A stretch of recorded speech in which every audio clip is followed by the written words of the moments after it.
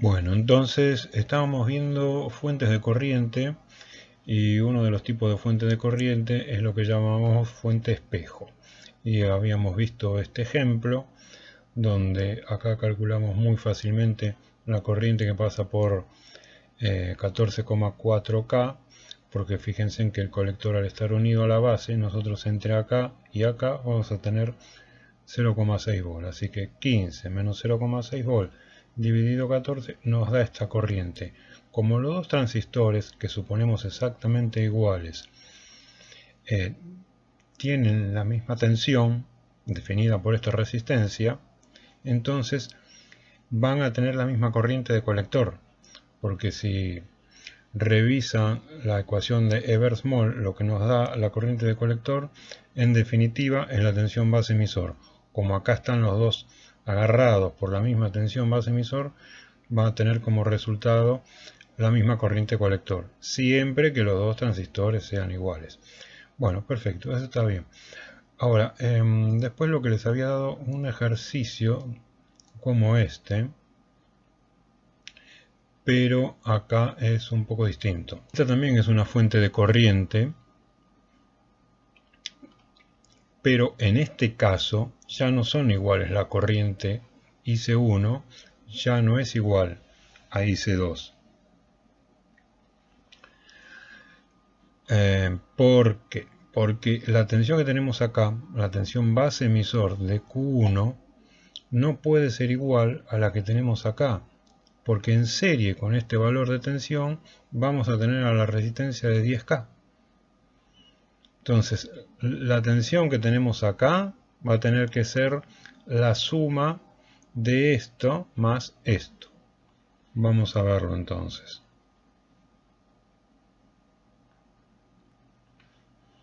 Ahí tenemos entonces la tensión base emisor 1, la tensión base emisor 2,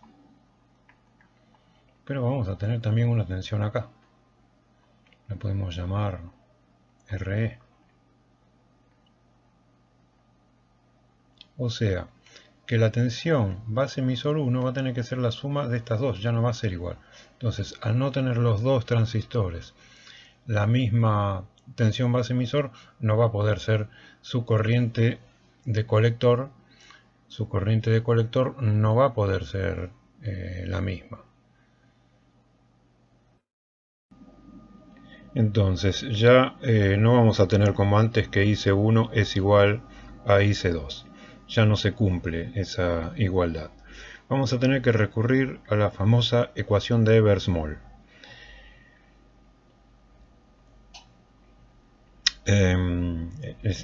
Despejamos de esta ecuación IS para que nos quede un poco más prolijo. Luego sacamos el menos 1, lo llevamos al otro lado como más 1 y aplicamos logaritmos a ambos lados de la igualdad. Así nos va a desaparecer el símbolo E. Logaritmo en el primer término, luego logaritmo en el segundo término, que se simplifica con L.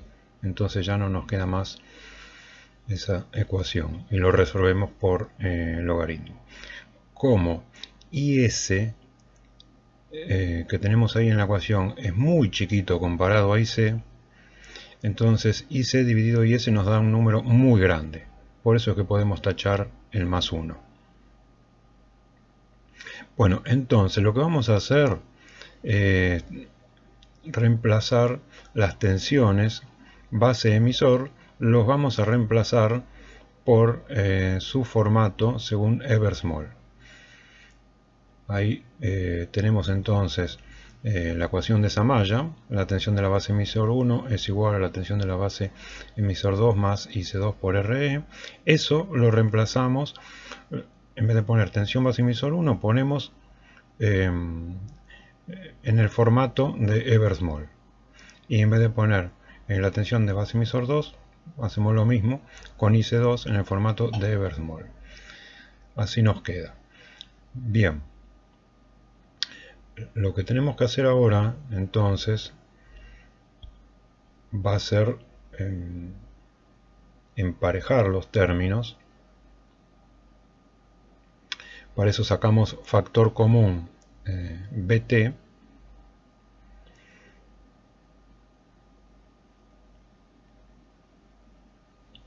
Y llevamos la ecuación de la tensión base emisor 2, lo llevamos restando al otro lado de la igualdad, a la izquierda de la igualdad. Perfecto. Bien, lo que tendríamos que hacer a continuación de esto entonces es resolver este logaritmo, que sabemos que la resta de logaritmos se resuelve como el logaritmo del cociente. Entonces vamos a dividir la primera parte, donde está IC1 dividido S1, eso dividido la segunda parte. La resta entonces se resuelve como el cociente. Van a tener que revisar un poco de matemáticas porque esto de logaritmo capaz que no se lo acuerdan. Como los transistores son iguales, los suponemos exactamente iguales, entonces IS, o sea la corriente de saturación, que es algo propio de cada transistor, también va a ser igual. Así que IS1 lo podemos simplificar con IS2.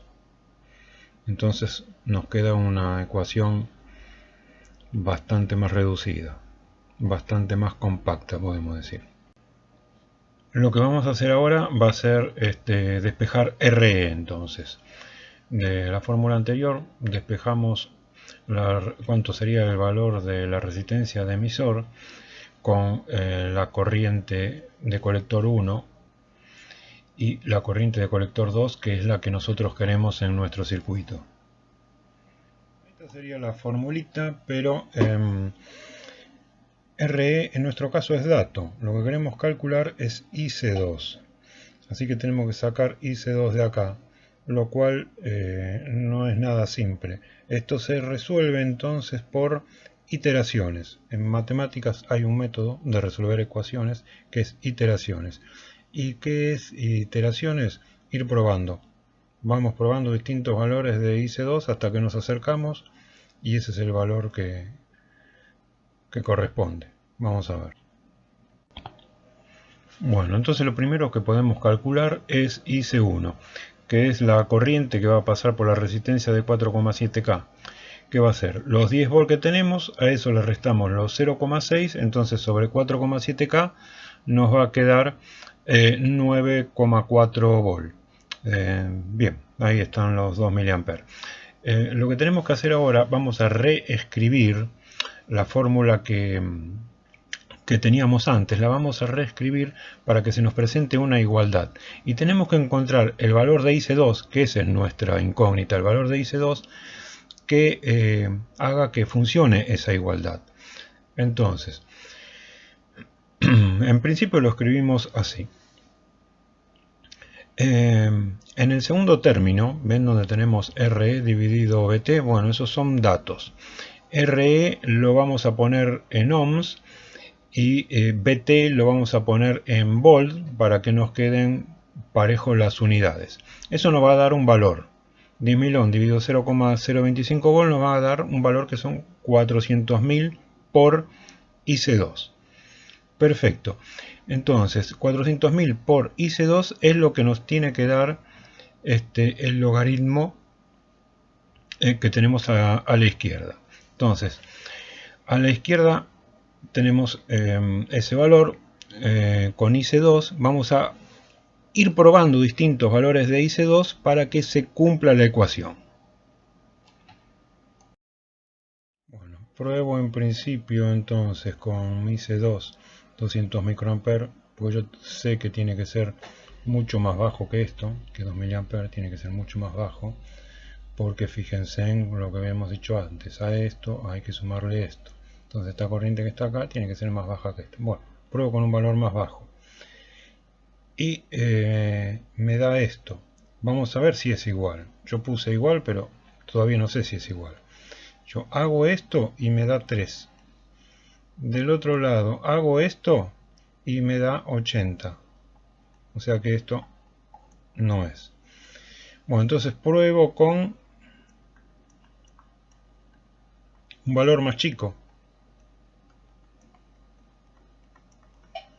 20 microamperes. Hago esto mismo y de este lado me va a quedar 4,6. Hagan ustedes los cálculos y de este otro lado me va a quedar 8. O sea que tampoco.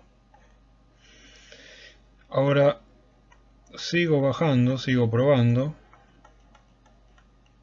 Y pruebo con un IC2 de 12,5 y acá me va a dar 5,07 y de este otro lado me va a dar 5. Está bien, este es el valor. Entonces, este es el valor que me cumple esta ecuación. Este valor de IC2, si yo lo reemplazo en esta ecuación, se cumple. O sea que IC2 tiene 12,5 microamperes. 12,5 microamperes. Entonces acá tenemos una fuente, sigue siendo una fuente de corriente esto, pero ya no es un espejo, sino que acá tenemos un valor de resistencia que según este valor se me va disminuyendo proporcionalmente la corriente que yo tengo acá. Entonces cuanto mayor sea esta resistencia, más bajo va a ser esta. Yo acá siempre voy a tener 2 mA, pero acá no. Si esta la hago muy chiquitita, esto se va a parecer más a 2 mA. En el caso de que esto sea cero, que yo no tenga ninguna resistencia acá, ahí sí va a ser una fuente de espejo clásica. Bueno, esto es lo que se conoce como fuente Whittler. Si alguna vez en su vida llegan a ver esto, ya saben que se llama una fuente Whittler.